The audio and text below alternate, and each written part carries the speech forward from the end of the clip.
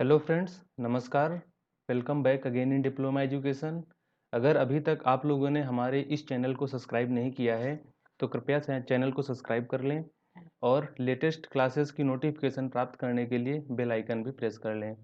अब जैसा कि आप लोगों को पता है कि हम लोग कंक्रीट टेक्नोलॉजी पढ़ रहे थे और कंक्रीट टेक्नोलॉजी के हम लोग 6 लेक्चर्स कंप्लीट कर चुके हैं। जिन लेक्चर्स में हम लोगों ने इंट्रोडक्शन ऑफ कंक्रीट, कंक्रीट के संगठक मतलब इंग्रेडिएंट्स ऑफ कंक्रीट और वाटर सीमेंट रेशियो के बारे में अच्छे से पढ़ लिया था। और आज हम लोग कंक्रीट टेक्नोलॉजी के चैप्टर 4 कंक्रीट की सुकारता मतलब वर्केबिलिटी ऑफ कंक्रीट के बारे में पढ़ेंगे। तो चलिए शुरू करते हैं। अब कंक्रीट की सुकारता होती क्या है? अब जैसा कि इसके शब्द से ही स्पष्ट होता है कि सुकार्यता मतलब कार्य करने में आसानी। तो जब हम कंक्रीट को कहीं प्लेस करते हैं तो कितनी आसानी से कंक्रीट हम प्लेस कर पा रहे हैं, यही कंक्रीट की सुकार्यता कहलाती है मतलब वर्केबिलिटी ऑफ कंक्रीट कहलाती है।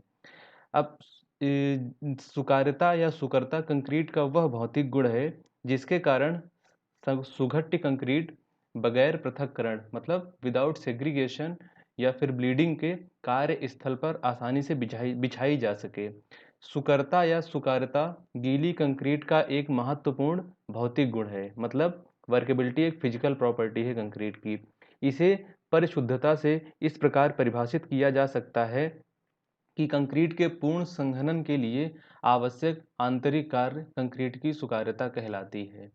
अब कुल मिला के यहाँ पे सुकारता का मतलब यही बताया गया है कि हम बिना सेग्रीगेशन और बिना ब्लीडिंग के कितनी आसानी से कंक्रीट को फ्रेम में प्लेस कर पा रहे हैं। अब सेग्रीगेशन क्या होता है? जो मोटा मिलावा होता है उसका महीन मिलावा व सीमेंट के पेस्ट से अलग हो जाना ही सेग्रीगेशन कहलाता है। हमने इसके बारे में पहले भी पढ़ा था। और जो ब्लीडिंग ब्लीडिंग क्या होती है कि कंक्रीट में सीमेंट और जो पानी का पेस्ट होता है वो जब कंक्रीट हम प्लेस कर लेते हैं तो उसके अगर सरफेस में सीमेंट और पानी का पेस्ट आ जाए तो इसे ब्लीडिंग कहते हैं। और इन दोनों जो ये दोनों क्रियाएं हैं, अगर ये क्रियाएं कंक्रीट में होती हैं तो हम लोगों की कंक्रीट की जो स्ट्रेंथ है वो कम हो जाती है। तो इसीलिए सेग्रीगेशन और ब्लीडिंग के बिना अगर कंक्रीट आसानी से हम लोग कार्यस्थल पर फैला देते हैं तो यही सुकार्यता कहलाती है। तो आई होप आप लोगों को सुकार्यता का मतलब तो समझ में आ गया होगा। अब कंक्रीट की सुकार्यता व सामर्थ्य इसके दो महत्वपूर्ण गुण होते हैं। ठीक है, कंक्रीट की जो वर्केबिलिटी होती है और जो एक स्ट्रेंथ होती है, ये इसकी दो इम्पॉर्टेंट प्रॉपर्टीज होती हैं। परंतु यह दोनों एक दूसरे से विपरीत हैं। विपरीत ऐसे हैं कि अगर सुकार्यता बढ़ेगी मतलब वर्केबिलिटी बढ़ेगी तो इसका मतलब ये है कि वाटर सीमेंट रेशियो बढ़ेगा और वाटर सीमेंट रेशियो बढ़ेगा तो इसकी स्ट्रेंथ कम हो जाएगी। तो यही यहाँ पे दिया हुआ है कि ये दोनों एक दूसरे के विपरीत हैं। अर्थात कंक्रीट की सुकार्यता बढ़ने पर अर्थात अधिक पानी मिलाए जाने पर जो इसकी जो सामर्थ्य है वो घट जाती है और सुकार्यता घटने पर कंक्रीट की सामर्थ्य बढ़ जाती है। तो आप आई होप आप लोगों को इन जो लास्ट में दो लाइनें लिखी हुई हैं इनका मतलब अच्छे से समझ में आ गया होगा कि कैसे सुकार्यता बढ़ने से सामर्थ्य घटती है और सुकार्यता घटने से सामर्थ्य बढ़ती है। अब सीमेंट की जल योजन क्रिया के लिए इसके भार का 25 से 30% पानी ही पर्याप्त रहता है। ठीक है, तो इसका मतलब ये है कि जितना भी सीमेंट हम लोग कंक्रीट में यूज कर रहे हैं उसका 25 टू 30% वाटर हम लोगों के लिए पर्याप्त रहता है। परंतु हम लोग जब वाटर सीमेंट रेशियो पढ़ रहे थे तो वहाँ पे हमने ये देखा था कि WC रेशियो हम लोग कितना ले रहे थे, 0.4 ले रहे थे, मतलब सीमेंट के भार का लगभग 40% ले रहे थे। तो अब यहाँ पे 25 से 30% ही क्यों लेते हैं? अब क्योंकि अगर एक्चुअली में देखा जाए तो पानी 25 से 30% ही पर्याप्त रहता है। पर जब हम लोग कंक्रीट में मतलब सीमेंट में पानी मिलाते हैं और कंक्रीट बनाते हैं तो होता ये है कि जब हाइड्रेशन प्रोसेस स्टार्ट होता है तो कुछ ना कुछ हीट भी रिलीज होती है। हमने प्रीवियस लेक्चर में मतलब डिटेल रूप से ये चीज़ देखी थी हम लोग कि 120 कैलोरी पर ग्राम हीट इवेलुएट हो रही है कंक्रीट से। जब हीट इवेलुएट होती है तो कुछ ना कुछ पानी हमारा वाष्प बन के उड़ जाता है, तो इसीलिए कुछ एक्स्ट्रा पानी ले लेते हैं। तो लगभग 38 टू 40% पानी हम लोग कंप्लीट हाइड्रेशन के लिए लेते हैं। तो ये मतलब आपको समझ में आ गया है ना कि कंक्रीट के टोटल सीमेंट के भार का 25 से 30% पानी ही पर्याप्त रहता है, और जो एक्स्ट्रा पानी लेते हैं वो जब हाइड्रेशन होता है तो जो उसकी हीट निकलती है उसके कारण जो पानी खर्च होता है उसके लिए लिया जाता है। अब नेक्स्ट टॉपिक हमारा है कंसिस्टेंसी। अब ताज़ा कंसिस्टेंसी का सबसे पहले हम लोग अर्थ ही समझ लेते हैं। तो जी इस कंसिस्टेंसी का मतलब सीधा सा मतलब ये है गाढ़ापन। क्या होता है, यहाँ पे लिखे ले रहे हैं, गाढ़ापन। ठीक है, जितना अधिक कंक्रीट हमारी गाढ़ी होगी मतलब उतनी ही ज़्यादा उसकी कंसिस्टेंसी है। अब नीचे देख लेते हैं। ताज़ा कंक्रीट की द्रव के रूप में बहने की जो प्रवृत्ति होती है उसे ही सघनता कहते हैं। ठीक है ना।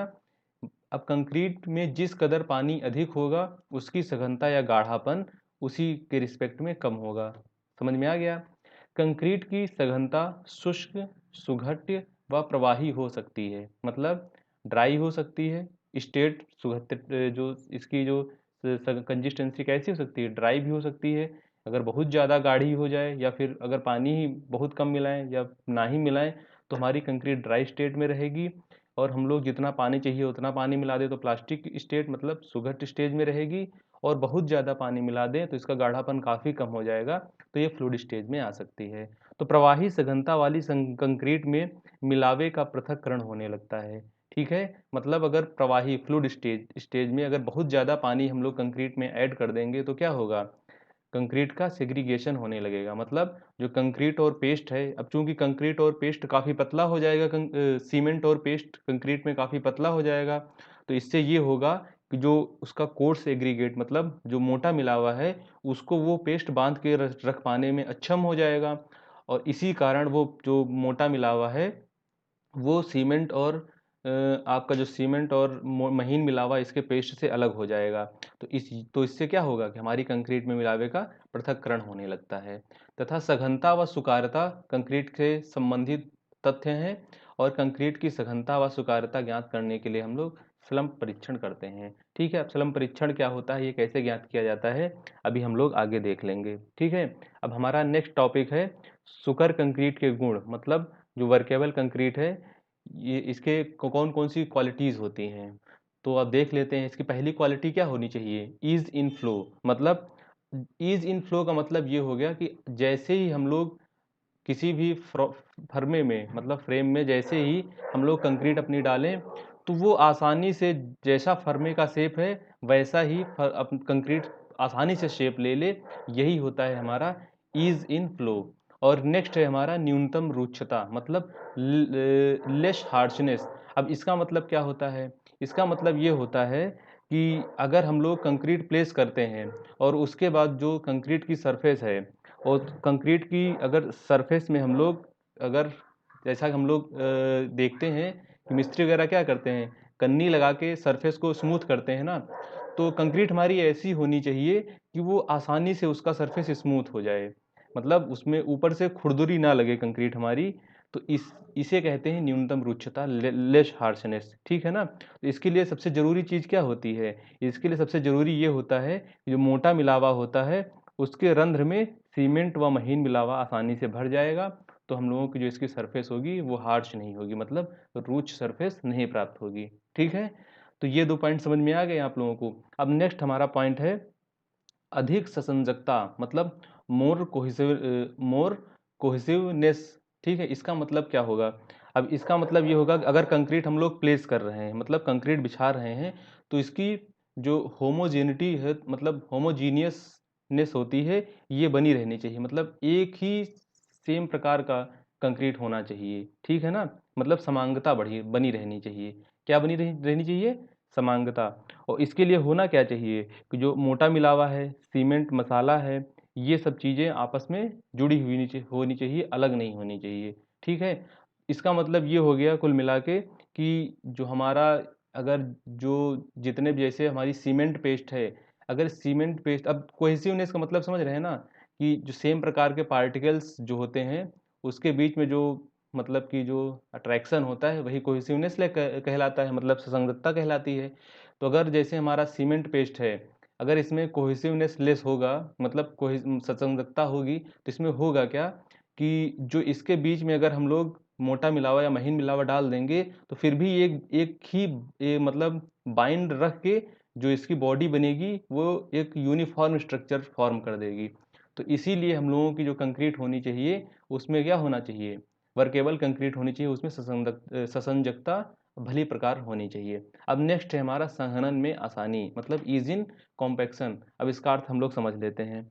अब इसका मतलब ये है कि जो कंक्रीट की स्ट्रेंथ होती है, पहली चीज़ तो किस पे डिपेंड करती है, कंक्रीट की स्ट्रेंथ कुटाई पे डिपेंड करती है ना। जितना अच्छे से हम लोग कुटाई किए रहेंगे उतने ही कम पोर्स कंक्रीट में होंगे, और जितने कम पोर्स कंक्रीट में होंगे उतनी ही ज़्यादा हमें कंक्रीट की स्ट्रेंथ प्राप्त होगी। तो इसीलिए कंक्रीट को प्रॉपर हम लोग कंपैक्ट करते हैं ठीक प्रकार से। ठीक है, अब हम लोग नेक्स्ट टॉपिक अपना देख लेते हैं कि जो कि है फैक्टर्स अफेक्टिंग वर्केबिलिटी, मतलब कौन कौन से कारक होते हैं जो हमारी वर्केबिलिटी को प्रभावित करते हैं। ठीक है, तो अब सीमेंट मिलावा, मतलब महीन मिलावा, मोटा मिलावा, और पानी की मात्रा व कंक्रीट की सुकारता, मतलब ये जितनी भी चीज़ें होती, सीमेंट कितने अमाउंट में सीमेंट डाल रहे हैं, कैसा मिलावा ऐड कर रहे हैं, कितना पानी डाल रहे हैं, ये सब चीज़ें तो वर्केबिलिटी इफेक्ट करती ही हैं। कंक्रीट बनाने की क्रिया को ठीक प्रकार से संपन्न करने पर अच्छी सुकारता वाली कंक्रीट प्राप्त हो जाती है। कंक्रीट में एडमिक्सचर का प्रयोग करने पर भी कंक्रीट की सुकारता में सुधार आता है। अब हम लोग देख लेते हैं कि कौन कौन से घटक होते हैं जो कंक्रीट की वर्केबिलिटी को प्रभावित करते हैं। पहली चीज हो गई हमारी जल की मात्रा, वाटर कंटेंट। अब इसका मतलब क्या होगा, water content is directly proportional to workability. जितना ज़्यादा हम लोग अपनी कंक्रीट में वाटर कंटेंट रखेंगे उतनी ही ज़्यादा सुकारता होगी। अब यहाँ पे वर्केबिलिटी को कभी भी हम लोग वाटर सीमेंट रेशियो से नहीं रिलेट करेंगे। वर्केबिलिटी अलग चीज हो गई, वाटर सीमेंट रेशियो अलग हो गया। ठीक है, अब यहीं पे हम लोगों को ध्यान देना है। वर्केबिलिटी मतलब ये हो गया कि कंक्रीट को हम लोग, मतलब कंक्रीट की वर्केबिलिटी वो प्रॉपर्टी हो गई कि कितनी आसानी से कंक्रीट को हम लोग प्लेस कर लेंगे। ठीक है ना, हमारे माइंड में यही चीज़ रहनी चाहिए। तो हम लोग जो इसके प्रभावित करने वाले घटक हैं इनके बारे में अच्छे से समझ लेंगे। तो पहला क्या है, जल की मात्रा। सीधी सी बात है, अगर जल की मात्रा कंक्रीट में बढ़ाएंगे तो कंक्रीट की वर्केबिलिटी बढ़ जाएगी, नहीं बढ़ जाएगी भाई, आसानी से प्लेस प्लेस करने में कोई दिक्कत नहीं होगी। ठीक है ना, तो ये चीज़ हो गई कंक्रीट की, ओ सॉरी, जल की मात्रा मतलब वाटर कंटेंट। तो हम लोग समझ गए ना, water content is directly proportional to workability. नीचे सेकंड क्या है, मिलावों का आकार, मतलब शेप ऑफ एग्रीगेट। अब इसका मतलब ये हो गया कि अब जैसे हम लोग पहले ही पढ़े थे, अगर हमारा मिलावा कैसा होगा, गोल मिलावा होगा। तो गोल मिलावा होगा तो अब चूंकि उसके बहुत कम ही सरफेस, ये देखिए जैसे गोल मिलावा है तो ये देख रहे थे ना, बहुत कम सरफेस आपस में टच करता है। और कम सरफेस टच करता है, इसका मतलब ये हो गया कि जो इस मतलब अगर गोल रहेगा तो जो इसके इन दोनों के बीच में फ्रिक्शन कम रहेगा, और फ्रिक्शन कम रहेगा तो जो इसके बीच में हम लोग ल्यूब्रिकेटिंग एजेंट, मतलब सीमेंट और पानी का जो पेस्ट रहेगा वो कम से कम यूज होगा। और कम से कम यूज होगा तो हम लोगों को अच्छी मतलब वर्कबिलिटी प्राप्त होगी। तो कुल मिला के कहने का मतलब ये है कि अगर हम लोगों का गोल मिलावा है तो अच्छी वर्केबिलिटी प्राप्त होगी। और इसके अलावा अगर एंगुलर मतलब नुकीला मिलावा है, या फिर लंबोत्तर या पत्रिल मतलब इलोंगेटेड या फ्लैकी मिलावा है, तो ये सब क्या करते हैं, इस तरह के जो शेप होते हैं वो हमारे वर्केबिलिटी को कम कर देते हैं।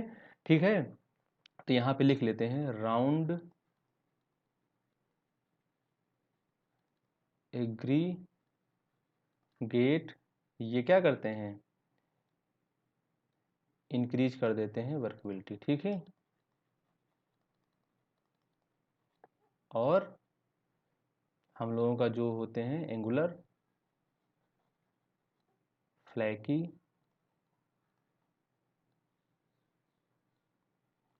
इलोंगेटेड,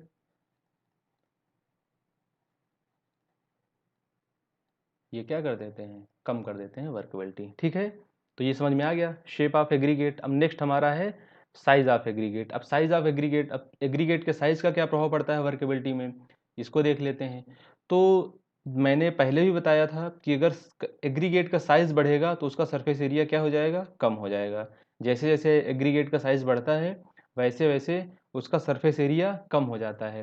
भाई अगर हम 1 किलोग्राम महीन मिलावा लें, और यहाँ पे समझ लेते हैं इस चीज़ को, यहाँ पे कि आखिर मैं जो बोल रहा हूँ उसका मतलब क्या है, सीधी सी बात है। अब यहाँ पे 1 kg क्या लिया, 1 kg यहाँ पे महीन मिलावा लिया, और यहाँ पे मोटा मिलावा लिया, यहाँ पे कोर्स एग्रीगेट लिया और इस जगह पे फाइन एग्रीगेट लिया, ठीक है। तो फाइन एग्रीगेट में क्या होगा, छोटे छोटे छोटे छोटे ढेर सारे 1 किलो में आएंगे कण, ठीक है ना। हम लोग देख सकते हैं यहाँ पे बहुत छोटे छोटे, और बड़ा यहाँ पे कोर्स एग्रीगेट यानी बड़ा मिलावा ले लिया, तो यहाँ पे 4-5 टुकड़ों में हमारा पूरा 1 किलो कंप्लीट हो गया। तो अगर हम लोग पूरे जितने पार्टिकल्स इनका सरफेस एरिया देखेंगे, तो सरफेस एरिया क्या होगा, देखेंगे कि जो बड़ा कोर्स एग्रीगेट है उसका सरफेस एरिया कम आ रहा है, और जो छोटा छोटा एग्रीगेट है मतलब फाइन एग्रीगेट है उसका सरफेस एरिया बहुत ही ज़्यादा आ रहा है। हम इस चीज़ को डायरेक्ट एक उदाहरण से समझ लेते हैं जो कि दैनिक जीवन में हम लोगों के काफ़ी यूज होता है। देखिए कभी भी आप अगर गेहूँ गेहूँ लेके अब चक्की पे जाते हैं पिसाने, तो जितना गेहूँ हम लोग लेके जाते हैं चक्की में पिसाने, भाई दोनों का हम लोग वेट के हिसाब से तो वहाँ पे गेहूं को कंसीडर करते हैं। पता लगा अगर हम लोग 20 किलो गेहूं लेके गए चक्की में लेके पिसाने, तो जब हम लोग गेहूं पीस के आटा बन जाता है, तो हम लोग देखते हैं कि उसका जो वॉल्यूम होता है वो बढ़ जाता है। जानते हैं क्यों बढ़ जाता है, क्योंकि पहले तो जब गेहूं होता है तो वो मोटे मोटे टुकड़े में रहता है, और आटा बन के बहुत महीन महीन टुकड़ों में उसको जब तोड़ दिया जाता है, तो उससे होता यह है कि हम लोगों का जो सरफेस एरिया होता है ना, वो सरफेस एरिया बढ़ जाने के कारण हम लोगों का जो आटा है उसका वॉल्यूम क्या होता है, बढ़ जाता है। तो ये चीज़ आई होप आप लोग समझ गए होंगे कि मिलावे का परिमाप। अब यहीं से देख लेते हैं कि जो साइज ऑफ एग्रीगेट होता है इसका हम लोगों का प्रभाव क्या पड़ता है इसमें वर्केबिलिटी में। तो सीधी सी बात है, अगर एग्रीगेट का साइज हमारा बड़ा होगा, तो एग्रीगेट का अगर साइज बड़ा होगा तो हम लोगों का सरफेस एरिया कम होगा, और सरफेस एरिया कम होगा तो हम लोगों को ल्यूब्रिकेशन के लिए क्या होगा, कम पानी की आवश्यकता पड़ेगी।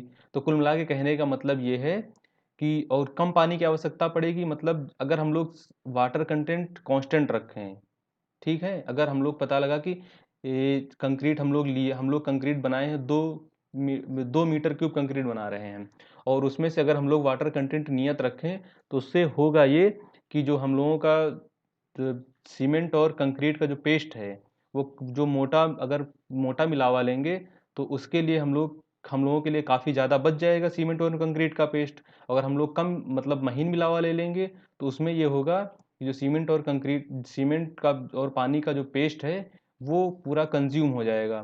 तो हम लोग यहाँ पे कुल मिला के साइज ऑफ एग्रीगेट से ये समझ रहे हैं, अगर साइज ऑफ एग्रीगेट बड़ा होगा तो हम लोगों को वर्केबिलिटी ज़्यादा अच्छी मिलेगी, और अगर साइज ऑफ एग्रीगेट कम होगा मतलब महीन मिलावा होगा, तो हम लोगों को वर्केबिलिटी डाउन मिलेगी, मतलब कम वर्केबल कंक्रीट मिलेगी, ठीक है। अब नेक्स्ट हम लोगों का हो गया मिलावे का सतही संगठन, मतलब सरफेस स्ट्रक्चर ऑफ एग्रीगेट। अब सीधी सी बात है, अगर हमारा सरफेस मतलब जो कंक्रीट है वो ठोस रहेगी, रंध्रहीन रहेगी, मतलब उसमें पोर्स नहीं रहेंगे, और क्यूबिकल रहेगी, तो उसके मिलावे का जो स्नेहन होता है मतलब ल्यूब्रिकेशन के लिए हम लोगों के लिए कम पानी की आवश्यकता पड़ेगी।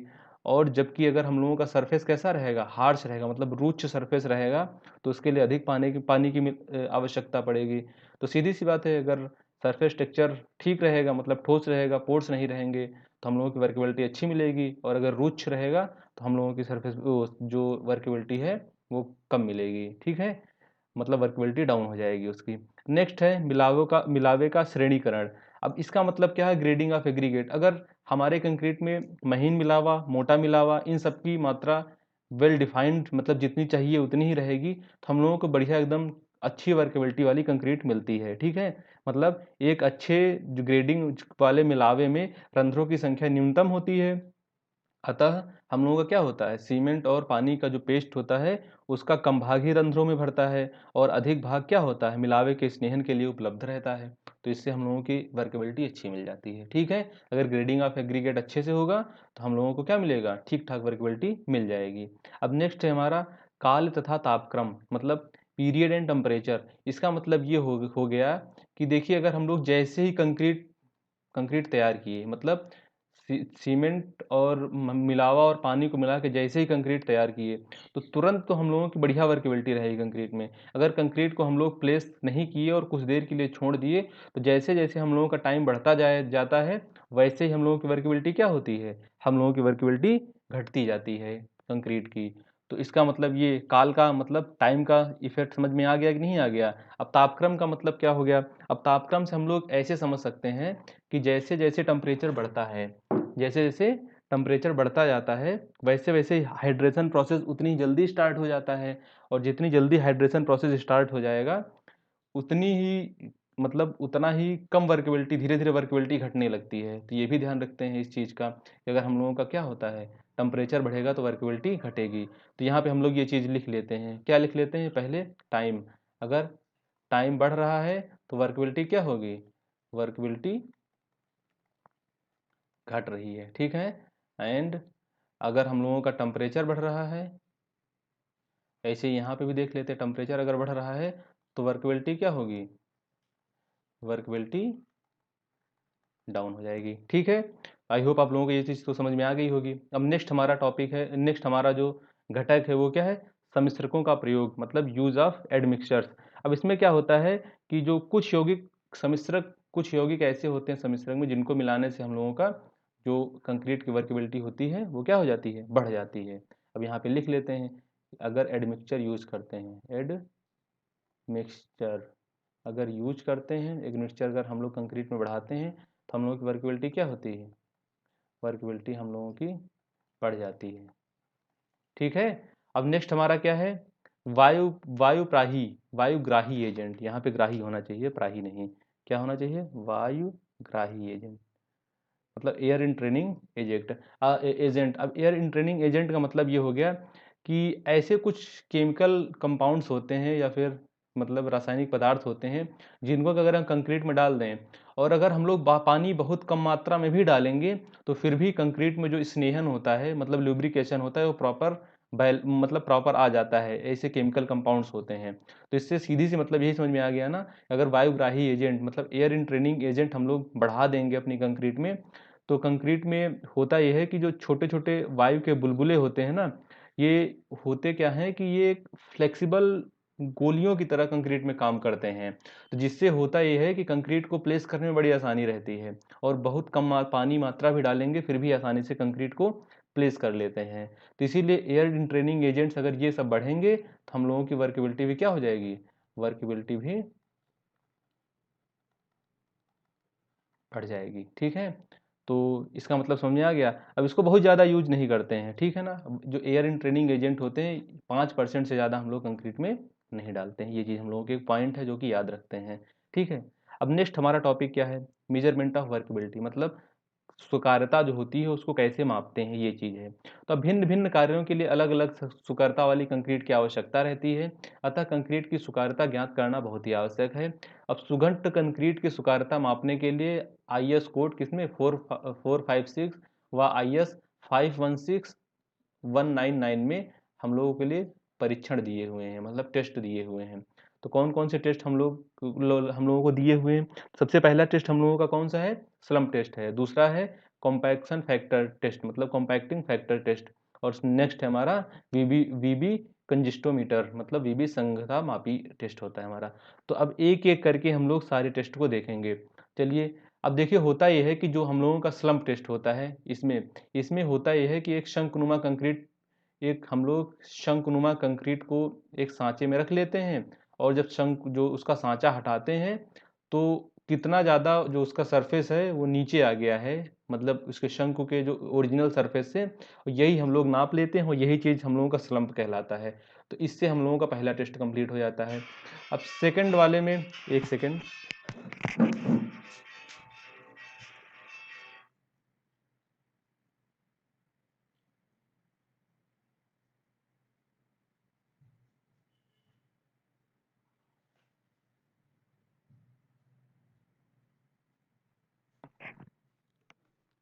फिर से कंटिन्यू करते हैं। तो हम लोग पढ़ रहे थे संघनन या कुटाई गुणक परीक्षण, इसमें क्या करते हैं? तो स्लम्प टेस्ट में समझ गए थे ना कि हम लोग स्लम्प नापते हैं कि मतलब ओरिजिनल सरफेस से कितने या कितने सेंटीमीटर जो कंक्रीट का सरफेस है नीचे आ गया है, इसे हम लोग स्लम्प टेस्ट से नापते हैं। कंपैक्टिंग फैक्टर टेस्ट, इसमें क्या करते हैं कि इसमें हम लोग संघनन परीक्षण में कंक्रीट की कुटाई करते हैं और उसकी स्वीकार्यता ज्ञात कर लेते हैं। तथा जो वीबी कंजिस्टोमीटर होता है, इसमें जो कंक्रीट की जो क्या नापते हैं, सघनता नापते हैं, और सघनता नाप के हम लोग वर्केबिलिटी पता करते हैं। तो अब इन तीनों टेस्ट के बारे में डिटेल से पढ़ते हैं, एक एक टेस्ट के बारे में। बहुत इंपॉर्टेंट है, हर साल एक एक ना एक टेस्ट तो आपके एकेडमिक एग्जाम से पूछा ही जाता है। तो तीनों जो टेस्ट हैं इसको मतलब बहुत डिटेल से पढ़ेंगे, बहुत अच्छे से पढ़ लेंगे। इसमें जो पहला टेस्ट है वो तो बहुत ही ज़्यादा इंपॉर्टेंट है। सबसे पहले पढ़ते हैं स्लम्प टेस्ट। अब इसके बारे में जो डिटेल दिया गया है वो डिटेल दिया गया है हमारा IS 516 और 1199 में। यहाँ पे पूरा लिख लेते हैं, IS 516 एंड 1119 में दिया हुआ है। किसके बारे में? स्लम्प टेस्ट के बारे में दिया हुआ है। तो अब कंक्रीट की स्वीकार्यता का पता लगाने के लिए अवपात परीक्षण किया जाता है, ठीक है। और यह एक सरल प्रकार का और कम समय में संपन्न हो जाने वाला परीक्षण है, जो प्रयोगशाला अथवा निर्माण स्तर पर वास्तविक रूप से इस्तेमाल की जा रही कंक्रीट पर किया जाता है, ठीक है। मतलब कि ये कहाँ कहाँ पे यूज कर सकते हैं? ये लैब में भी यूज कर सकते हैं ये वाला टेस्ट, और हम लोग ये फील्ड में भी, मतलब जहाँ पे काम चल रहा है वहाँ पे भी ये वाला टेस्ट आसानी से कर सकते हैं। अब इसमें करते क्या है, सुघट्ट कंक्रीट को मानक शंकु सांचे में भरकर और कूटकर सांचा हटा लिया जाता है, और कंक्रीट पिंड की ऊंचाई में आई गिरावट को नापकर अवपात ज्ञात किया जाता है। न्यून जल सीमेंट अनुपात वाली कंक्रीट, जो कि उच्च सामर्थ्य वाली कंक्रीट कहलाती है, का अवपात लगभग शून्य आता है। अतः यह परीक्षण इस प्रकार की कंक्रीट के लिए नहीं किया जाता है। जब कंक्रीट में मोटे मिलावे का अधिकतम माप 38 सेंटीमीटर से बड़ा हो, तब भी यह परीक्षण उपयुक्त नहीं है। अब इस चीज़ को हम लोग अच्छे समझ लेते हैं। ये तो समझ में आ गया होगा कि इसका जो ऊंचाई में आई गिरावट को ही नापते हैं, और यही हम लोगों का क्या कहलाता है, स्लम्प कहलाता है, और इसी से हम लोग स्लम्प टेस्ट करते हैं। अब अगर न्यून न्यून जल सीमेंट अनुपात रहेगा, मतलब बहुत ज़्यादा वाटर सीमेंट रेशियो बहुत ज़्यादा कम होगा, तो इससे होगा क्या कि जो हम लोगों का जो, अब इसको जब तक हम आगे भी अच्छे से देख नहीं लेते तब तक आपको ये टर्म समझ में नहीं आएगा। तो सबसे पहले जो ये चीज़ लिखी हुई है, इसको समझने के लिए हम लोग सबसे पहले आगे उपकरण देख लेते हैं, फिर वापस आके इसको हम समझाते हैं, ठीक है। तो उपकरण में हम लोगों को जरूरत क्या पड़ती है? एक अवपात परीक्षण के लिए क्या पड़ता है? सांचा की जरूरत पड़ती है, मतलब मोल्ड की जरूरत पड़ती है। एक ठोकनी, मतलब कुटाई करने के लिए एक छड़ की आवश्यकता पड़ती है। तो हम लोग अब देखते हैं नेक्स्ट नेक्स्ट है हम लोगों का सांचा। अब सांचे में होता क्या है कि सांचे में एक 1.6 mm की मोटी, चलिए पूरा एक सा एक चित्र देख लेते हैं, यहाँ समझ में आएगा आपको। तो ये हम लोगों का क्या है, एक शंकु छिन्नक है। क्या है? शंकु छिन्नक, मतलब फ्रस्टम ऑफ कोन। इस जो फ्रस्टम ऑफ कोन किसे कहते हैं भाई? कोन ऐसा होता है ना, ये होता है कोन, ठीक है ना, ऐसे ऐसे ये कोन हो गया। अब शंकु छिन्नक फ्रस्टम क्या होता है? अगर इसका जो शीर्ष होता है, मतलब इसका हेड होता है, अगर ये यहाँ से इतना काट के अलग कर लिया जाए, ये क्या कर लिया जाए, ये रिमूव कर दिया जाए, तो बाकी जो इतना बड़ा ये जो बनता है, इसे फ्रस्टम ऑफ कोन कहते हैं, ठीक है। आप लोग इतना तो जानते ही होंगे कि फ्रस्टम ऑफ कोन क्या कहलाता है। तब जो फ्रस्टम ऑफ कोन होता है, जो इसके ये लोहे का बना होता है, ठीक है। जो इसकी चादर होती है वो कितनी मोटी होती है? 1.6 mm मोटी चादर होती है। कितनी होती है? 1.6 mm मोटी चादर होती है। और जो ऊपर व नीचे तली पर खुली होती है, ठीक है। अब नीचे तो खुला ही था, अब चूंकि फ्रस्टम बन गया, मतलब ऊपर का जो शीट्स है उसको हटा दिया गया, तो ऊपर से भी खुल गया। अब सांचे को उठाने व रखने के लिए बाहरी घेरे पर दो हैंडल लगे होते हैं, ठीक है ना। एक हैंडल यहाँ पे लगा होता है, एक हैंडल यहाँ पे लगा होता है, आप लोग देख सकते हैं, एक ये है, एक ये है, ठीक है ना। और सांचे की भीतरी माप मतलब भीतरी माप कैसी होती है उसको देख लेते हैं। जो तली का व्यास होता है 20 सेंटीमीटर होता है, शीर्ष का व्यास होता है, व्यास 20, शीर्ष का व्यास 10 सेंटीमीटर, ऊंचाई 30 सेंटीमीटर होती है, ठीक है। तब ये देख ले, देखो शीर्ष का व्यास कितना है, 10 सेंटीमीटर है। जो इसका जो नीचे तली का व्यास कितना है, 20 सेंटीमीटर है, उसकी हाइट कितनी दी हुई है, 30 सेंटीमीटर दी हुई है, ठीक है ना। तो ये चीज हो गई। अब सांचे के भीतरी की जो भीतरी सतह होती है वो साफ और चिकनी होनी चाहिए, ताकि जो गीली कंक्रीट है इससे चिपके नहीं, तथा भीतरी सतह पर हल्की ग्रीस लगाकर भी कंक्रीट को चिपकने से रोका जा सकता है। अब कुल मिला के जो इनकी इसकी आंतरिक सरफेस होती है वो बिल्कुल स्मूथ होनी चाहिए, ताकि कंक्रीट उसमें चिपक ना जाए।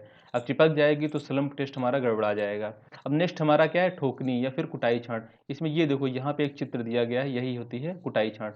इसकी लंबाई लेंथ कितनी होती है, 60 सेंटीमीटर होती है। और इसका जो डायामीटर होता है, वो डायामीटर कितना होता है, 16 mm होता है, ठीक है ना। और जो ये आगे से होती है ना, क्या आगे से, यहाँ पे देखिए इसका जो शीर्ष होता है, इसका शीर्ष ब्लंट होता है। ब्लंट मतलब क्या हो गया कि जैसे कभी आपने कारतूस देखी है, बंदूक की गोली, वो भी बंदूक की गोली भी आगे से ब्लंट होती है ना, मतलब टेपर्ड होती है ना। देखो यहाँ तक तो एकदम बिल्कुल सिलेंडर जैसा आया, और आगे से हल्का सा क्या हो गया, टेपर्ड हो गया। तो इसका जो शीर्ष होता है वो टेपर्ड होता है। तब दो चीज समझ में आ गया ना, ये आपका पहली चीज ये हो गई, दूसरी चीज ये हो गई, मतलब एक मोल्ड हो गया, और ये क्या हो गया आपका, यही ठोकनी या मतलब कुटाई वाली छड़ हो गई, ठीक है ना। अब इसमें करते क्या है, देखो यहाँ पे फिगर में दिया हुआ है ना, इसमें कंक्रीट भरे, कंक्रीट इसमें भर, देखो इसमें कंक्रीट आ गई ना, अंदर दिख रहा है ना, कंक्रीट भर के जो हैंडल पकड़ के हैंडल उठा लिए। जब हैंडल उठाने के बाद भाई पहले कंक्रीट इस तरह की थी, इस शेप में थी, यहाँ पे देख लेते हैं, तो यहाँ से जब इसमें आए, जब ये जैसे उठाया तब, क्योंकि अब ऐसे तो शेप में रहेगी नहीं, क्योंकि ये क्या है, वर्केबल है ना, इसमें पानी भी मिला हुआ है, सीमेंट और पानी का पेस्ट भी है, और मोटा मिला हुआ, महीन मिला हुआ, सब कुछ है। तो इसमें होता ये है कि जैसे उठाते हैं इसको, तो ये ऐसे ऐसे देखो फैल गई कि नहीं फैल गई। और इसका भाई इनिशियल सरफेस ये था, इनिशियल हाइट ये थी ना, पहले की हाइट, ये देखो यहाँ पे, जब जब तक हमने मोल्ड नहीं उठाया था, जब मोल्ड उठा लिया तो हम लोगों की सरफेस क्या हो गई, यहाँ पे आ गई। तो जो ये इतना ऊंचाई घट गई ना उस इस मतलब कि इस कोन की, ये इस कंक्रीट की, यही ऊंचाई हमारी, यही ऊंचाई क्या कहलाती है, यही ऊंचाई हमारी स्लम्प कहलाती है, ठीक है ना, अवपात कहलाती है। और इसी ऊंचाई को नाप के हम लोग ये पता कर लेते हैं कि भाई जितना ज़्यादा स्लम्प अधिक होगा, मतलब जितना ज़्यादा नीचे ये नीचे बैठ जाएगी, उतना ही ज़्यादा मतलब वाटर सीमेंट रेशियो ज़्यादा है, और उतनी ज़्यादा इसकी क्या है, वर्केबिलिटी ज़्यादा है। तो हम लोग यहाँ से पता कर लेते हैं कि स्लम्प अगर ज़्यादा है तो मतलब ये नीचे ज़्यादा बैठ गया है, स्लम्प कम है मतलब बिल्कुल ज़्यादा नहीं बैठा है। और अगर स्लम्प ज़्यादा होगा तो वर्केबिलिटी ज़्यादा होगी, स्लम्प कम होगा तो वर्केबिलिटी कम होगी, ठीक है। अब प्रीवियस जो हम लोगों की दो लाइनें थी वो समझ लेते हैं हम लोग। यहाँ पे क्या लिखा हुआ था कि न्यून जल सीमेंट अनुपात वाली कंक्रीट की के लिए हम लोग, जिसका अवपात लगभग शून्य होता है, उसके लिए परीक्षण नहीं करते हैं। इसका मतलब ये हो गया कि अगर हम लोगों का जो हम लोग मतलब जो हम लोगों का स्लम्प आ रहा था, भाई जैसे जैसे इस तरह का हम लोगों का फ्रस्टम ऑफ कोन था, ऐसे, तो अगर हम लोग कंक्रीट जैसे ही इसको उठा भी लेते हैं तो पता लगा कंक्रीट जो है ना इसी शेप में रह जाए, तो हम लोगों को पता ही नहीं चलेगा ना कि हम लोगों का वर्केबिलिटी कितनी है, क्योंकि भाई इसका स्लम्प ही जीरो हो गया है। तो इसीलिए जो जीरो स्लम्प वाली, मतलब जो हाई स्ट्रेंथ वाली कंक्रीट रहती हैं, उनके लिए हम लोग मतलब लो वर्केबिलिटी वाली, लो वाटर सीमेंट वाली जो कंक्रीट रहती हैं, उसके लिए हम लोग स्लम्प टेस्ट नहीं करते हैं, ठीक है। और अगर देखिए यहाँ पे क्या लिखा है, 38 mm से बड़ा अगर एग्रीगेट होता है तब भी हम लोग ये टेस्ट क्यों नहीं करते हैं, क्योंकि भाई बड़ा एग्रीगेट होगा तो इसका वेट बहुत अधिक होगा, तो पता लगा इसमें पानी कितना है नहीं है इससे कोई फर्क नहीं होगा, वो अपने भार के कारण ही नीचे आ जाएगा। तो हम लोगों को यहाँ से क्या पता चलेगा, यहाँ से हम लोगों को जो इसकी एक्चुअल स्लम्प है उसके बारे में हम लोगों को अच्छे से पता ही नहीं चल पाएगा। इसीलिए हम लोग 38 mm से बड़ा भी जो अगर पिंड होता है हमारा, या फिर हम लोगों का एग्रीगेट होता है, तो हम लोग उसके लिए भी ये स्लम्प टेस्ट नहीं करते हैं, ठीक है। तो अब इसकी प्रयोग विधि देख लेते हैं। प्रयोग विधि में अभी जैसे हम आपको बता ही चुके हैं, बस जल्दी से हम लोग थोरली डिस्कस कर लेते हैं कि इसमें इसकी प्रयोग विधि होती क्या है। इसमें होता क्या है कि सांचे को किसी समतल व साफ पक्के फर्श पर जो पानी ना सूखता हो, या फिर एक धातु की प्लेट ही ले लेते हैं, उसमें रख लेते हैं, जिसमें से उसका जो जल सीमेंट अनुपात होता है, उस जो हम लोग निर्धारित किए रहते हैं, उसी निर्धारित जल सीमेंट अनुपात की कंक्रीट तैयार कर लेते हैं, और कंक्रीट को तैयार करके भर लिया जाता है, तथा कंक्रीट सांचे में बराबर 4 परतों में भरी जाती है, और प्रत्येक परत को ठोकनी से, मतलब वही जो हम लोगों का क्या था, कुटाई वाली छड़ थी, उससे 25-25 बार कुटाई करके हम लोग मोल्ड में भर लेते हैं, ठीक है ना। इसका मतलब ये हो गया कि देखिए यहाँ पे ये जो हम लोगों का ये जो यहाँ पे जो कंक्रीट भरे थे, एक ही बार में नहीं भर लेंगे कंक्रीट, इसको कैसे भरेंगे, 4 लेयर में भरेंगे, 1 2 3 और 4।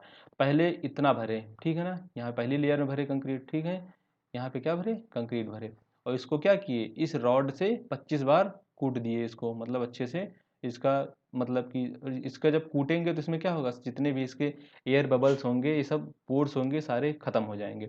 फिर इतना भरेंगे, दूसरे स्टेप में यहाँ तक भरेंगे, और फिर इसी तरह 25 बार इसकी टेम्पिंग करेंगे, फिर तीसरे स्टेप में यहाँ भरेंगे और 25 बार टेम्पिंग करेंगे, और चौथे स्टेप में ऊपर तक भर के फिर 25 बार टेम्पिंग करेंगे, ठीक है। तो टोटल 4 लेयर में भरते हैं, और हर एक लेयर की 25-25 बार टेम्पिंग करते हैं, ठीक है ना। तो वही यहाँ पे लिखा हुआ है, ओके। अब कुटाई पूरी कंक्रीट सतह पर समान रूप से करनी चाहिए, और प्रत्येक ठोक पर ठोकनी निचली परतों तक धंस जानी चाहिए, ठीक है ना। ऐसा नहीं कि अगर यहाँ पे देखिए, अगर हम लोग रॉड से टैंपिंग करें तो बिल्कुल नीचे तक आनी चाहिए रॉड, सिर्फ ऊपर ही नहीं रह जानी चाहिए, तो वही यहाँ पे लिखा हुआ है। अब ऊपरी परत की कुटाई पूर्ण होने के पश्चात इसे करनी या फिर सांचे के शीर्ष के ऊपर जो अतिरिक्त कंक्रीट होती है उसको निकाल निकाल देना चाहिए, और मसाला पोंछकर साफ कर देना चाहिए, ठीक। अगर कुछ एक्सेस अमाउंट में यहाँ पे कुछ कंक्रीट रह जाती है तो उसको हम लोग साफ कर लेते हैं करनी की सहायता से। अब सांचे की तली से बाहर जो सांचे के हैंडल हैं उसको पकड़कर धीरे धीरे ऊपर उठा लिया जाता है तथा सांचा हटने पर जो सुघट्य कंक्रीट फर्श पर रह जाता है और ये कुछ नीचे दब जाता है। तो और जो सांचे की ऊंचाई के संदर्भ में कंक्रीट पिंड की इस धसन को तुरंत नाप लेते हैं और यही धसन दोनों की ऊंचाई का अंतर होता है और इसे ही स्लंप कहते हैं। ठीक है ना, बताया था ना मैंने कि जैसे हम लोग इस जो यहाँ पे किनारे यहाँ पे हैंडल लगे रहते हैं, इन हैंडल को उठाते हैं तो हम लोगों की कंक्रीट कैसी अवस्था ऐसी इस शेप में कहीं प्राप्त हो जाती है और जो ये हम लोगों का जो ओरिजिनल सरफेस होता है उससे कितनी सरफेस नीचे या अवपात हुआ है इसका, यही वैल्यू हम लोग ज्ञात कर लेते हैं और यही हमारा स्लंप कहलाता है। ठीक है, अब यहाँ पे क्या लिखा है, स्लंप के विभिन्न आकार, different different size of slump. तो स्लंप परीक्षण में कंक्रीट प्रतिदर्श होता है जो उसका अवस्थापन होता है तीन प्रकार का हो सकता है।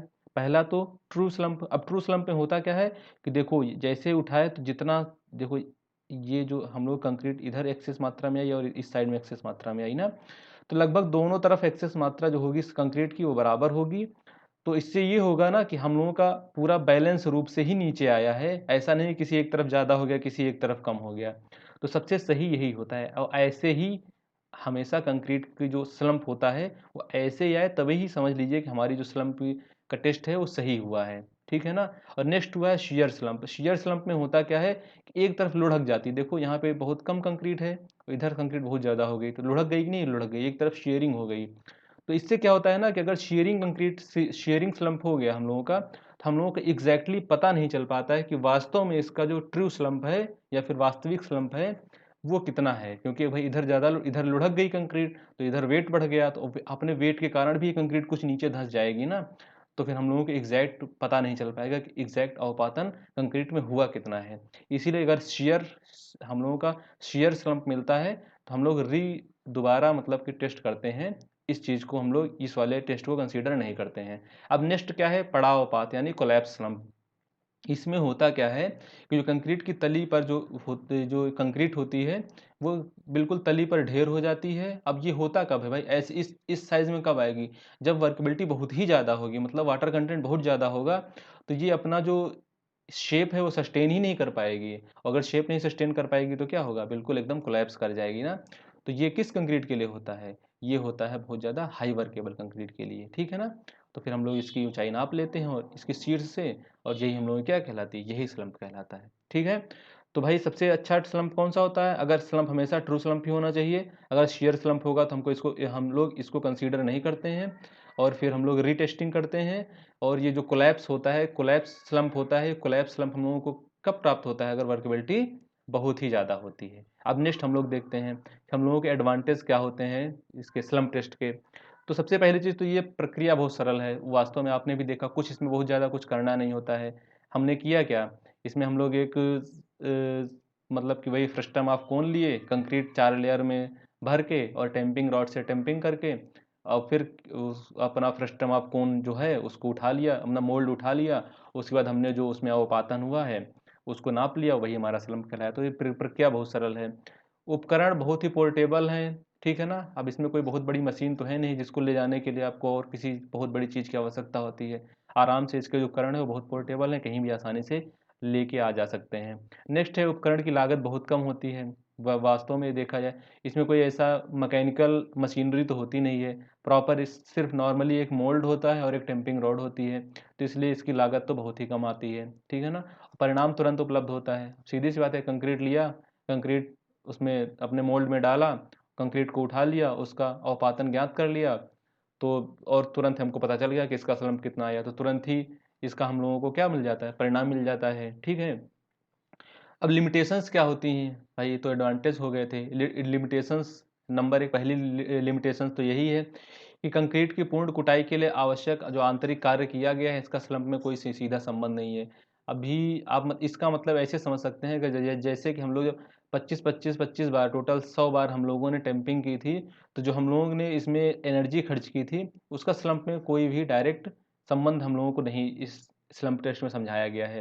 तो इसका एक ये डिमेरिट या फिर लिमिटेशंस कह सकते हैं, ये हो गई।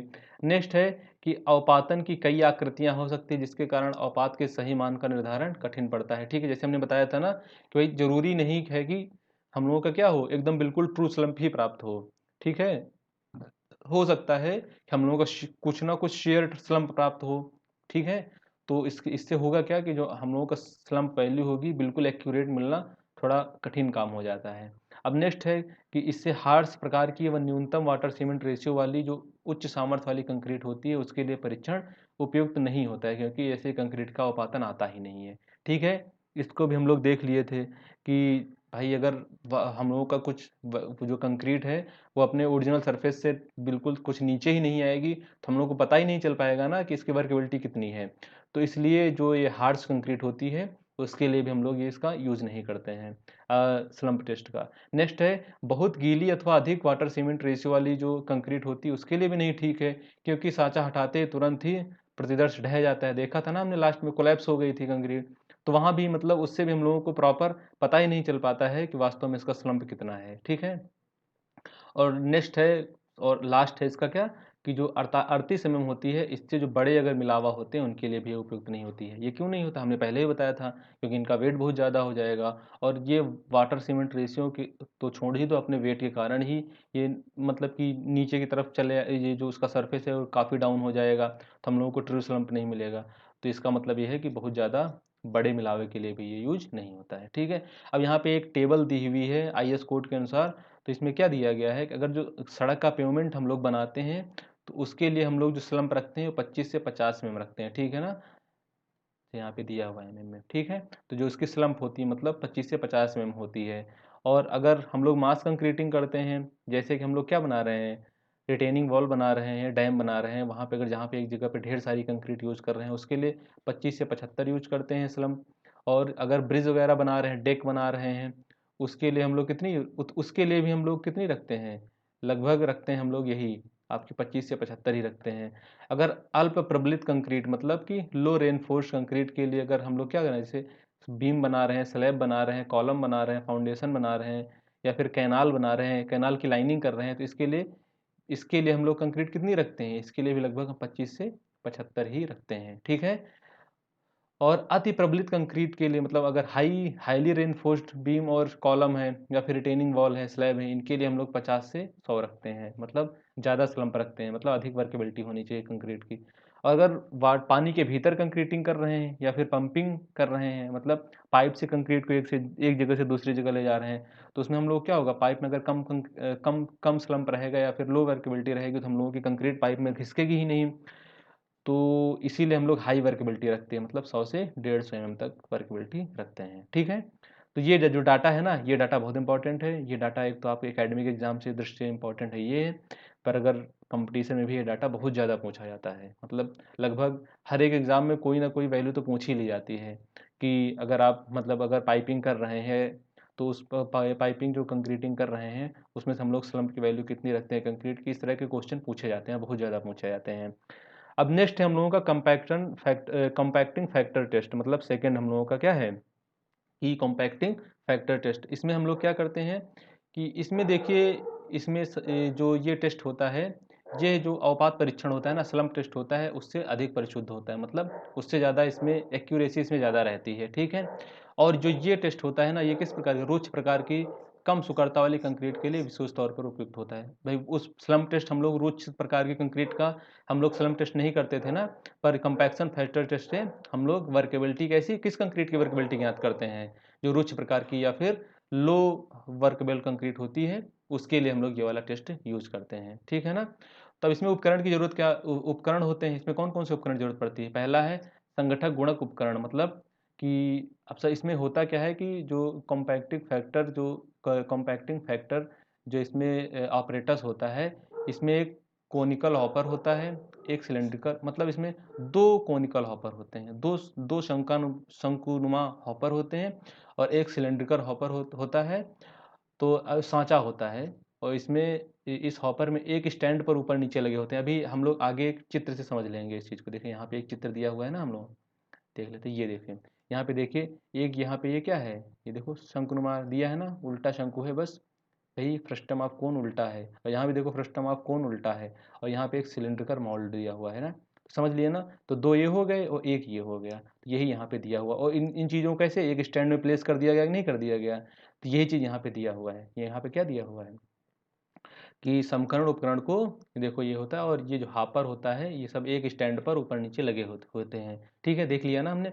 इसमें 2 कन्नी का यूज होता है, एक हैंड स्कूप का यूज होता है। ठीक है, और इसमें क्या करते हैं, एक वही कुटाई छड़ जैसे पिछले देखा था ना, 16 mm डाया और 60 सेंटीमीटर जो इसकी क्या थी, लेंथ थी, इसके एक टेम्पिंग रॉड यूज करते हैं।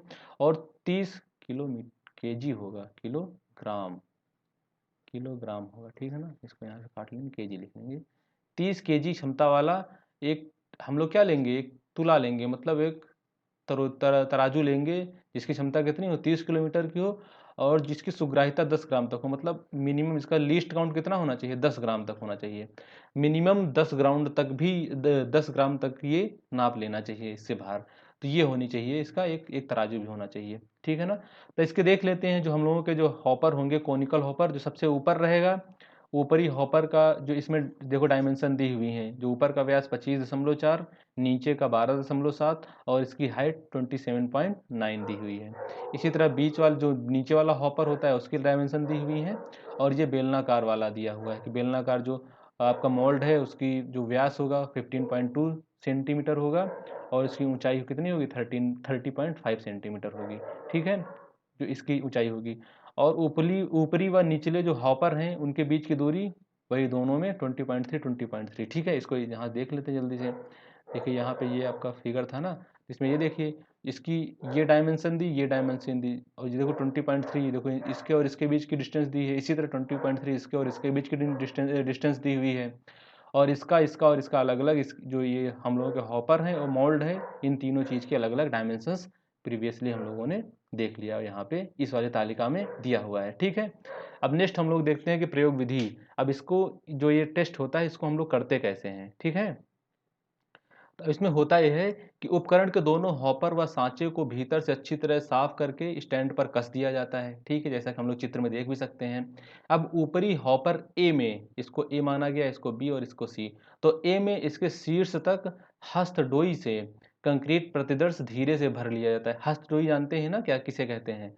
अरे कभी आपने किराने वाली दुकान में भी देखा होगा, जिससे चीनी, आटा, मैदा ये सब निकालते हैं ना, उसे हस्तडोई कहते हैं। उसी से हम लोग कंक्रीट क्या करते हैं, इस वाले ए वाले हॉपर में भर लेते हैं। और प्रतिदर्श कंक्रीट की कुटाई नहीं की जाती, इसमें कुछ नहीं, नॉर्मली बस भर दिया जाता है। ठीक है, और अब इसका जो कटपट एकदम से खोल दिया जाता है। अब कटपट होता ये है, जो इसमें होता ये है कि यहाँ पे एक कटपट लगा रहता है, जिसको जैसे ही पकड़ के खींचते हैं तो जो जैसे ही खोलते हैं कटपट को, तो जो कंक्रीट होती है ना, एकदम बिल्कुल तुरंत ही सडनली खट से आके इसके इस वाले जो ये वाला हॉपर होता है इसी में आके तुरंत ही गिर जाती है ऊपर से। यही इसमें दिया है, उसको कटपट एकदम से खोल दिया जाता है। ऐसा करने पर हॉपर ए में भरी जो कंक्रीट होती है हॉपर बी में जा पड़ेगी, और कुछ कंक्रीट जो ऊपरी हॉपर में चिपक जाती है उसे छड़ से धीरे धीरे छुटा लेते हैं। और यद्यपि निचले हॉपर की क्षमता कुछ कम होती है, परंतु ऊपरी हॉपर से गिरने पर कंक्रीट का कुछ ना कुछ संघनन हो जाता है ना। सीधी सी बात, अब यहाँ पे गिरेगी कंक्रीट इसमें, तो कुछ ना कुछ तो कॉम्पैक्शन हो ही जाएगा ना गिरने के कारण। इसीलिए यह निचले हॉपर में पूरी तरह से समा जाती है। ठीक है, तो अब अभी हम अगर इसका देखेंगे, देखिए यहाँ पे पीछे देख लेते हैं। देखिए यहाँ पे इसकी डायमेंशन ज़्यादा है ना, 25.4 है, यहाँ पे 22 ही है। यहाँ ये तो सेम है और ये सेम है, पर इसका जो अपर डाया है और इसका अपर डाया देखो, इसका कम है इसका ज़्यादा है, तो यानी इसका जो ओवरऑल वॉल्यूम होगा, आयतन होगा, वो कम होगा इसकी अपेक्षा। तो वही यहाँ पे दिया हुआ है। क्या दिया हुआ है यहाँ पे कि यद्यप निचले हॉपर की क्षमता कुछ कम होती है, फिर भी कॉम्पैक्शन के कारण पूरी तरह से इसमें आ जाती है। इसीलिए यह निचले हॉपर में पूरी तरह से समा जाती है। अब डॉपर नहीं, यहाँ पे होगा हॉपर। हॉपर ए में कंक्रीट हॉपर बी में आ पड़े तो इसका एकदम, अब इसमें एकदम से खोला जाता है। ऐसा करने पर कंक्रीट निकल कर सबसे नीचे सांचे में आ जाती है। अब इस वाली कंक्रीट को जैसे ही खोला तो सबसे नीचे वाला जो सांचा है, मोल्ड है सिलेंड्रिकल, इसमें आ जाती है। और अतिरिक्त कंक्रीट को करनी की सहायता से सांचे को ऊपर से हटा देते हैं। अगर इसके ऊपर कुछ एक्स्ट्रा कंक्रीट, भाई पता लगा यहाँ पे फुल हो गया क्योंकि इसका वॉल्यूम इससे भी कम है, और कुछ एक्स्ट्रा अगर वॉल्यूम ऊपर से होती है, तो हम लोग करनी लिए थे, उस करनी से इसका जो सरफेस होता है बिल्कुल स्मूथ कर लेते हैं, मतलब बिल्कुल प्लेन कर लेते हैं। ठीक है, और अब इस सांचे को पोंछकर इसका कंक्रीट समेत भार ज्ञात कर लिया जाता है, और मानते हैं कि ये भार क्या है, W1 है। ठीक है ना। तो इसमें करते क्या है कि जितनी ये उठा के सीधा हम लोग अपना जो तराजू था उस तराजू में रख के इसका तौल लेते हैं भार, तो इसको W हम और जो इसका भार निकलता है उसको मान लेते हैं W1। अब यह भार आंशिक कुटाई की गई कंक्रीट का भार कहलाता है, क्योंकि यहाँ से गिरा इस पे, यहाँ से गिरा इस पे, तो कुछ ना कुछ आंशिक रूप से पार्शियली कॉम्पैक्ट हो गई है, तो आंशिक रूप से जो कंक्रीट की कुटाई हो गई है तो उसका भार हमें मिल गया है। ठीक है, अब कंक्रीट के यहाँ पे लिखा है ना, हॉपर ए से बी और बी से सी में गिरने पर इसकी आंशिक कुटाई हो जाती है। और यह आंशिक कुटाई की जो आंशिक कुटाई होती है वो कंक्रीट की सुकारता पर निर्भर करती है। भाई जितना ज़्यादा सुकारता होगी उतनी ज़्यादा कॉम्पैक्शन होगा इसमें, और जितनी कम होगी उतना कम कॉम्पैक्शन होगा। और अब इस विधि में अधिक गीली या कंक्रीट की कुटाई अधिक होती है, और अधिक कुटाई की गई कंक्रीट का भार उसी क्रम में अधिक होता है। ठीक है, आप लोग ये चीज़ समझ गए। अब आगे देखते हैं कि अब सांचे को खाली करके इसका पुनः कंक्रीट प्रतिदर्श उपरोक्त आंशिक कुटी कंक्रीट से के अतिरिक्त भरा जाता है, और इसको 5 सेंटीमीटर में भरने चाहिए, और प्रत्येक परत की छड़ से अच्छी प्रकार कुटाई करनी चाहिए ताकि पूर्ण संघनन हो सके। और इसके लिए कंपक का भी प्रयोग किया जाता है। कंक्रीट सांचे के शीर्ष तक समतल कर लेना चाहिए, और सांचे से बाहर जो चिपकी हुई कंक्रीट है उसको पोंछ लेना चाहिए, और फिर पूरा कंक्रीट सहित पूरे सांचे का वेट ज्ञात कर लेना चाहिए, और यह वेट हमारा W2 होता है। तब यहाँ पे देख लेते हैं कि इसमें लास्ट में पहला प्रोसेस तो समझ में आ गया होगा कि जो आंशिक कुटी हुई कंक्रीट है उसका हम लोग क्या कर लिए थे, वेट W1 ज्ञात कर लिए थे। अब जो इसमें इस बाद में क्या करते हैं कि यही सांचा सिर्फ सिलेंडर वाला लेते हैं और इसमें कंक्रीट रखते हैं, तो इसी में भी वही 5-5 सेंटीमीटर लेयर में हम लोग कंक्रीट भरते हैं, और जो हम लोग की टेम्पिंग रॉड है उसी से कूट कूट के इसमें डालते हैं। तो इससे होता ये है ना कि इसमें जब टोटल ऊपर तक भर लेते हैं तो ये हमारी, भाई पहले हम लोगों की आंशिक कॉम्पैक्ट थी, लास्ट में हम लोगों की पूरी फुल्ली कॉम्पैक्टेड कंक्रीट मिल जाती है। और ऑब्वियसली जो इसका वेट होगा, जो प्रीवियसली कंक्रीट थी उससे तो ज़्यादा ही वेट होगा ना, तो वही इसका W2 मिल जाता है, उसका W1 मिल जाता है। ठीक है, तो यहाँ हम इस W1 और W2 से क्या ज्ञात कर सकते हैं, संघनन गुणांक ज्ञात कर सकते हैं, मतलब कॉम्पैक्शन फैक्टर ज्ञात कर सकते हैं। तो यहाँ पे लिख लेते हैं, वैल्यू क्या निकली कॉम्पैक्शन फैक्टर की, बताइए आप लोग। यहाँ पे जो संघनन गुणांक होगा क्या होगा, संघनन गुणांक, संघनन गुणांक बराबर क्या हो जाएगा, आंशिक कुटी कंक्रीट का भार क्या हो जाएगा, आंशिक कुटी कंक्रीट का भार डिवाइडेड बाई पूर्ण कुटी कंक्रीट का भार। ठीक है, पूर्ण कुटी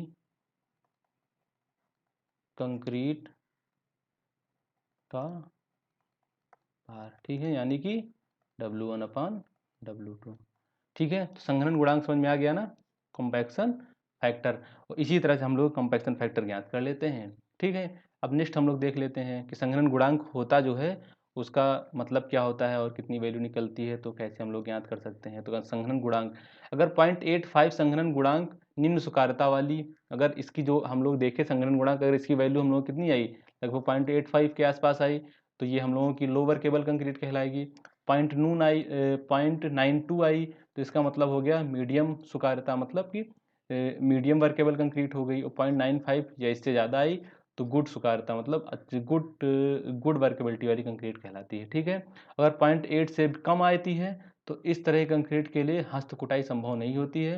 मतलब अगर कुल मिला के 0.8 या इससे नीचे आ रही है तो मतलब कंक्रीट बहुत ही ज़्यादा सूखी हुई है, और इसकी कुटाई होती है, मतलब प्लेस करते हैं, तो प्लेस करने के बाद हम लोग वाइब्रेटर का इस्तेमाल करते हैं ताकि आसानी से सेट हो जाए, और इसके जो वाइट्स हैं सारे वाइट्स रिलीज हो जाए कंक्रीट से। ठीक है, अगर संघनन गुणांक 0.7 से भी कम होता है तो कंक्रीट की कुटाई तभी संभव हो पाती है जब इस पर ऊपर से पर्याप्त दाब भी डाला जाए। ठीक है, अगर इससे भी कम है तो इसमें होता क्या है कि वाइब्रेटर का यूज कर ही रहे हैं पर ऊपर से हम लोग फिर दाब भी डालते हैं। ठीक है ना, तो ये समझ में आ गया ना संघनन गुणांक।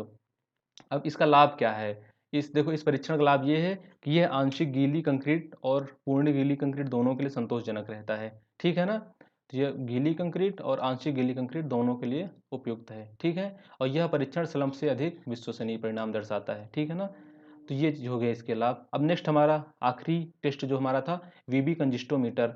अब इस परीक्षण का सिद्धांत यह है कि जब जो वीबी कंजिस्टोमीटर हम लोग करते क्या है कि एक हम लोग को वाइब्रेटिंग जो वो प्लेटफॉर्म होता है उसी में कंक्रीट डालते हैं, और फिर जो कंक्रीट कितनी देर में उसका सरफेस समतल हो जा रहा है। तो इसमें कुल मिला के इसमें हम लोग वीबी डिग्री ज्ञात करते हैं और वीबी डिग्री टाइम के रिस्पेक्ट में ज्ञात करते हैं, ठीक है ना। चलिए अब देख लेते हैं इसका। तब इस परीक्षण का सिद्धांत यह है कि ताजी सुघट कंक्रीट में जब कंपन उत्पन्न किए जाते हैं तो उसके अनियमित आकार की प्रवृत्ति समतलता प्रदान करने की होती है, ठीक है ना। देख बोला था ना मैंने कि उसका सरफेस क्या हो जाता है, समतल हो जाता है। इस आधार पर कंक्रीट के शंकु छिन्नक शक्ल के प्रतिदर्श को कंपकों द्वारा मतलब वाइब्रेटर द्वारा बेलनाकार पिंड में परिवर्तित होने पर जो समय लगता है उसे सेकंड में ज्ञात कर लिया जाता है, और यह समय जितना अधिक होगा कंक्रीट की सुखारता उतनी ही कम होती चली जाती है। अब चलिए इसे डिटेल से समझ लेते हैं। इसमें देखिए सबसे पहले क्या होता है कि इसमें कौन कौन से उपकरण, यहाँ पे पूरा फिगर सहित हम लोग इस जगह पे फिगर दिया हुआ है, तो यहाँ फिगर सहित हम लोग सब कुछ देख लेते हैं। इसमें उपकरण क्या होता है, एक वीबी कंजिस्टोमीटर होता है, ये पूरा जो वीबी है ये क्या है, वीबी कंजिस्टोमीटर होता है। इसमें से 3000 कंपन प्रति मिनट वाला एक कंपी पटल होता है, मतलब जो ये होता है ना, जो ये प्लेटफॉर्म होता है, जो कंपी पटल कह रहे हैं, इसकी डायमेंशन 26, 38 और 30.5 सेंटीमीटर दिया हुआ है ना। ये एक वाइब्रेटिंग चैम्बर होता है और इसकी जो वाइब्रेटिंग क्षमता होती है वो कितनी होती है, 3000 वाइब्रेशन पर मिनट होता है, ठीक है ना। धातु का बेलनाकार पात्र होता है, ये होता है, जो ये वाला होता है ना, सिर्फ ये वाला, ये होता है क्या, धातु का बेलनाकार पात्र होता है। और पारदर्शक तस्तरी होती है, एक इसमें पारदर्शक तस्तरी भी यूज की जाती है, ताकि हम लोग इसका जो वो है, ये देखिए ये लिखा है ना पारदर्शक तस्तरी यहाँ पे। अब देखिए इसका यूज क्या होता है अभी बताते हैं। यहाँ पे एक ग्लास की तस्तरी लगी रहती है कुल मिला के, ये समझ लीजिए, ठीक है। और इसका दोनों दोनों ओर से खुला हुआ अवपात शंकु, जैसा कि हम लोग देखे थे कि स्लम्प टेस्ट में एक शंकु देखे थे ना, वैसा ही एक शंकु होता है, मतलब फ्रस्टम ऑफ कोन होता है, शंकु छिन्नक होता है, उसका सांचा ही होता है।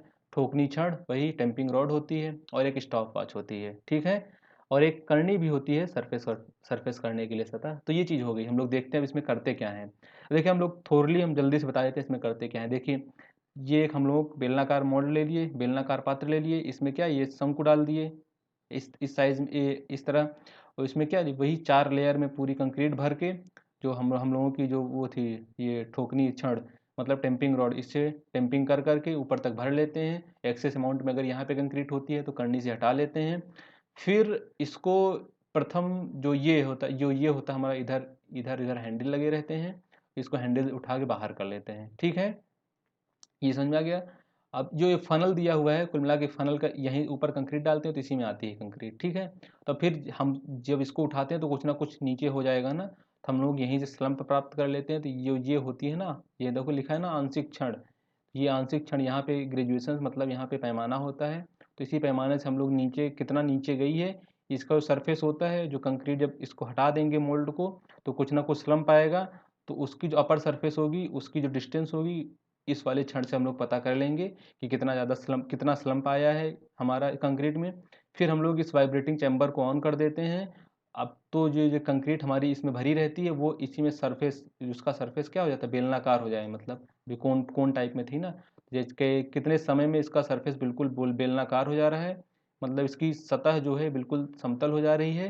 तो वो टाइम हम लोग स्टॉप वॉच से ज्ञात कर लेते हैं, और वही टाइम हम लोगों का वीबी डिग्री कहलाता है। और सीधी सी बात है, आप इससे समझ सकते हैं ना कि जितनी जल्दी पता लगा 2 सेकंड में इसकी सरफेस समतल हो गई, तो वीबी डिग्री बहुत कम आई। और 2 सेकंड में कब हो जाएगा, मतलब अगर बहुत ज़्यादा पानी इसमें मिला है तो आसानी से समतल हो जाएगी ना इसकी surface.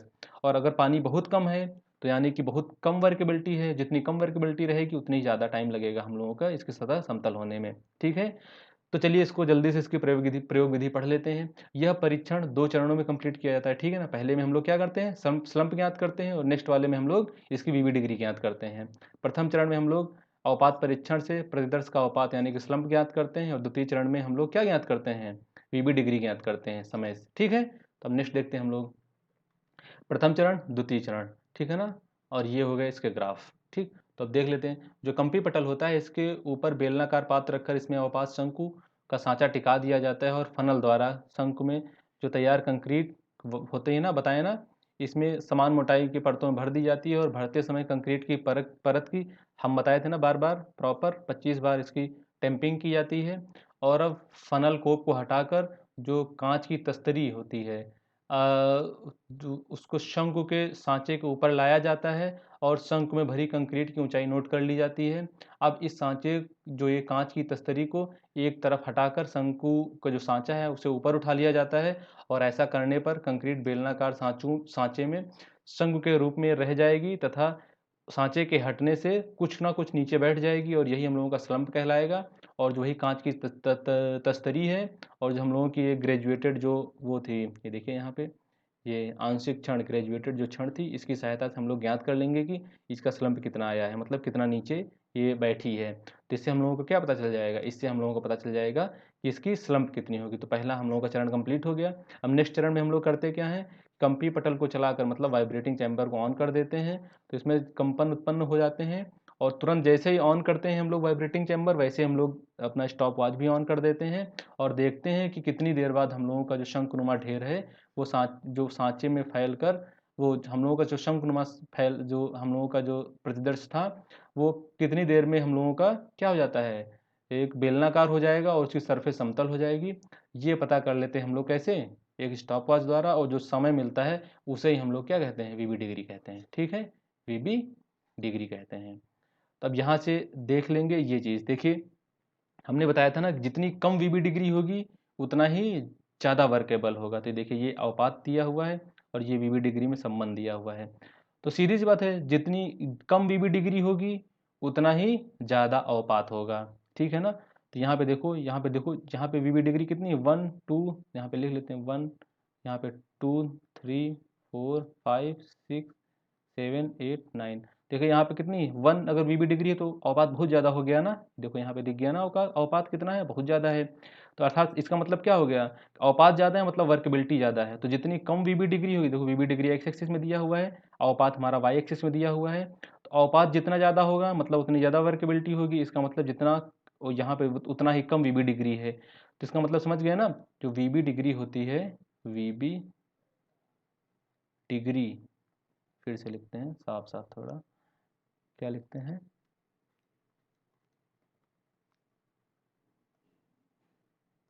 We B degree is inversely proportional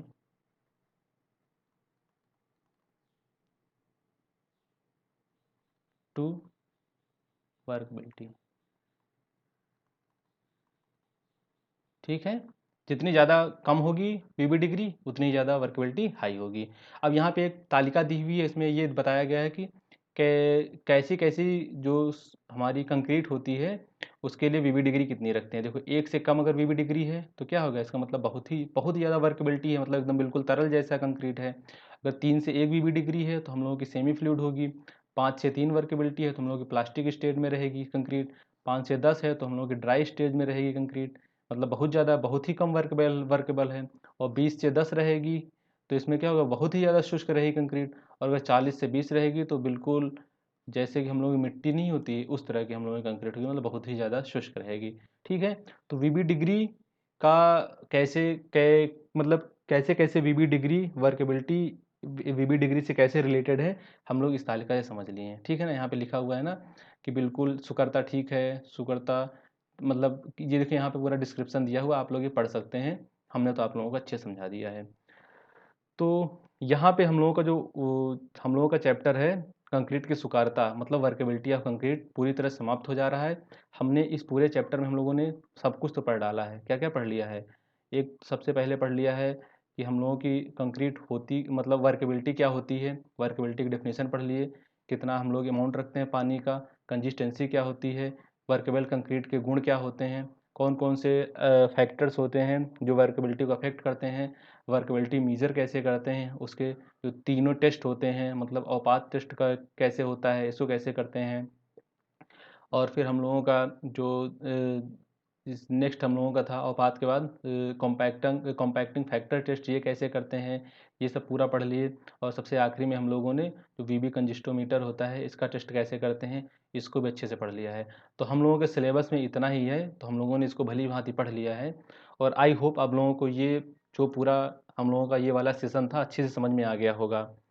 तो अगर अच्छे समझ में आ गया हो तो अपने दोस्तों को भी बता दें कि हम लोग यहाँ पे कंक्रीट टेक्नोलॉजी पढ़ रहे हैं, और मन करे तो शेयर भी कर दीजिए और लाइक भी कर दीजिए। Thank you very much.